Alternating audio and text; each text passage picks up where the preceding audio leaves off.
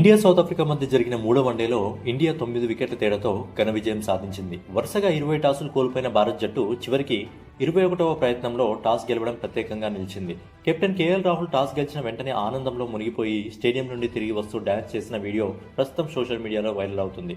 Toss గురించి రాహుల్ మాట్లాడుతూ, మా అనలిస్ట్ హ్యారీ కొన్ని టిప్స్ ఇచ్చారు. కాయిన్ని ఎడమ చేతితో స్పిన్ చేయమని, కుడి చేతితో క్రాస్ చేయమని చెప్పారు. విరాట్ సహా అందరూ తమ తమ సజెషన్స్ చెప్పారు, కానీ నేను హ్యారీ చెప్పిందే ఫాలో అయ్యాను. అలాగే సౌత్ ఆఫ్రికా ఇన్నింగ్స్లో జట్టు తరపున క్వింటన్ డికాక్ అద్భుతమైన 23వ ఓడిఐ శతకం నమోదు చేశారు. ఈ శతకాన్ని భారత్ స్టార్ బ్యాట్స్మెన్ విరాట్ కోహ్లీ కూడా ప్రత్యేకంగా అభినందించారు. బౌలింగ్ విభాగంలో భారత్ స్పిన్నర్ కుల్దీప్ యాదవ్ మరోసారి కీలక పాత్ర పోషించారు.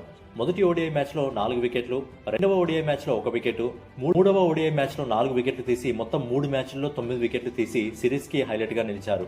అలాగే ప్రసిద్ధ్ కృష్ణ కూడా 4 వికెట్లు తీసుకున్నాడు.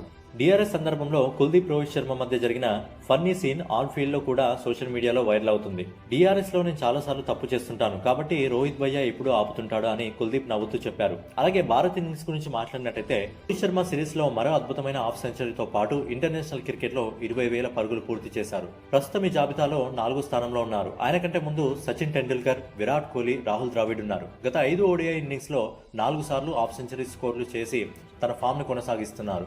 విరాట్ కోహ్లీ కూడా తన దూకుడును కొనసాగిస్తూ వరుసగా 4వ హాఫ్ సెంచరీ నమోదు చేశారు. 2025 ఓడిఐల్లో భారత్ తరపున అత్యధిక పరుగులు చేసిన బ్యాట్స్మెన్ గా 651 రన్స్తో టాప్లో నిలిచాడు విరాట్ కోహ్లీ.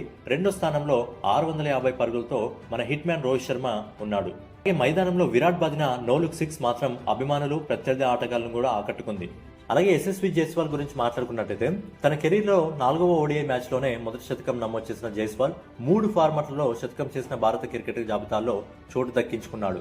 కేవలం 23 ఏళ్ల వయసులోనే ఆయన 9 అంతర్జాతీయ శతకాలు పూర్తి చేశాడు. నిన్నటి మ్యాచ్లో ప్లేయర్ ఆఫ్ ది మ్యాచ్ అవార్డుని యశస్వి జైస్వాల్, అలాగే ప్లేయర్ ఆఫ్ ది సిరీస్ ని విరాట్ కోహ్లీ అందుకున్నారు.